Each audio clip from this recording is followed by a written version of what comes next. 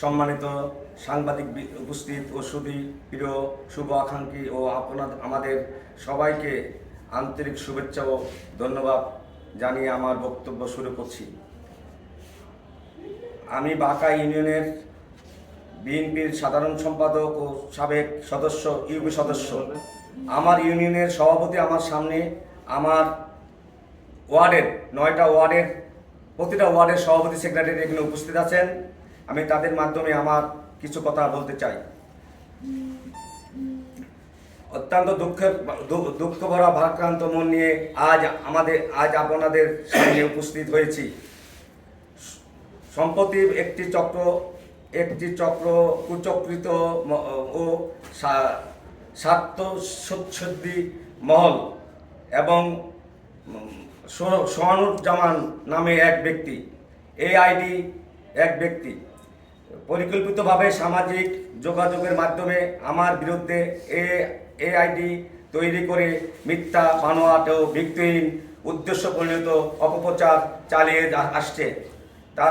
তারা বিভিন্ন ধরনের বিভ্রান্তক তথ্য ও কুরুচিপূর্ণ মন্তব্য, অসত্য বক্তব্য প্রচার করে আমার ব্যক্তিগত, পারিবারিক, সামাজিক, রাজনৈতিক সম্মান ক্ষুণ্ণ করার অপচেষ্টা করছেন।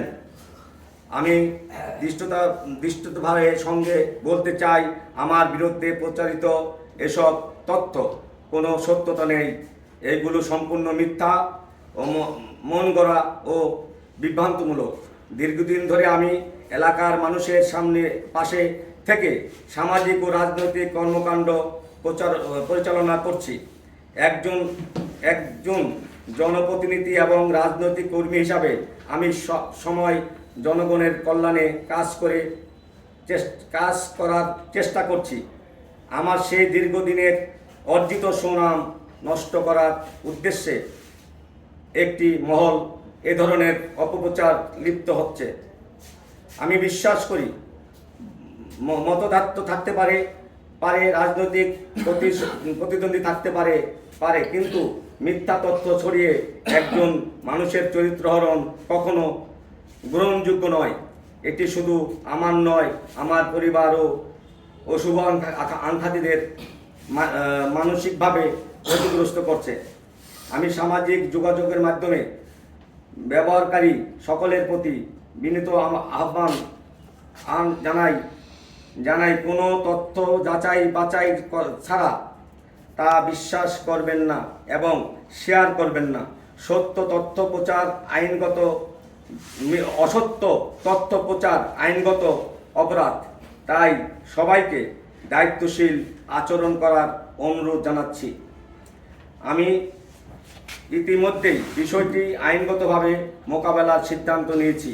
যারা মিথ্যা তথ্য তৈরি, প্রচার ও শেয়ার মাধ্যমে আমার মানহানির চেষ্টা করছেন, তাদের বিরুদ্ধে প্রচলিত আইনের প্রয়োজনীয় ব্যবস্থা গ্রহণ করা হবে।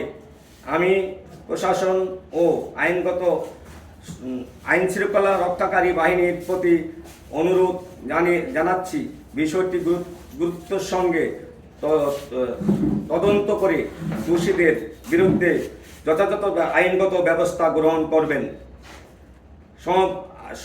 সবশেষ আমি আপনাদের মাধ্যমে দেশবাসী, এলাকাবাসী এবং আমার রাজনৈতিক সহকর্মীদের উদ্দেশ্যে বলতে চাই, আমি সত্য, ন্যায় ও আইনের প্রতি শ্রদ্ধাশীল। আমি বিশ্বাস করি সত্য কখনো চাপা থাকে না। সকল অপপ্রচার ও ষড়যন্ত্র জবাব সত্যের মাধ্যমেই প্রতিষ্ঠিত হবে ইনশাআল্লাহ। আমাদের সবাইকে আন্তরিক ধন্যবাদ। আপনাদের সবাইকে আন্তরিক ধন্যবাদ। আমি এই সাথে বলতে চাই, আমি জীবনে একটি সিগারেটও কখনো খাই নাই। আমার জীবনে আমি নাকি মাদক ব্যবসায়ী বাঁকা ইউনিয়নের এবং বিচার করে অর্থ উপার্জন করি। যদি এমন কোনো প্রমাণ আইনশৃঙ্খলা বাহিনী এবং সমাজের লোক যদি প্রমাণ দিতে পারে, আমি যে শাস্তি আমাকে দেবে আমি সেই শাস্তি গ্রহণ করব ইনশাল্লাহ। আপনারাও সাংবাদিক ভাইদের বলি, আপনারাও তথ্য কালেকশন করেন। আমার বিরুদ্ধে যদি আমার জীবন দশায় যদি এরকম কোনো অপকর্ম করে থাকি, আপনারা আমার বিরুদ্ধে যতটুকু পারেন লেখালেখি করবেন। এই বলে আমি আমার বক্তব্য শেষ করছি।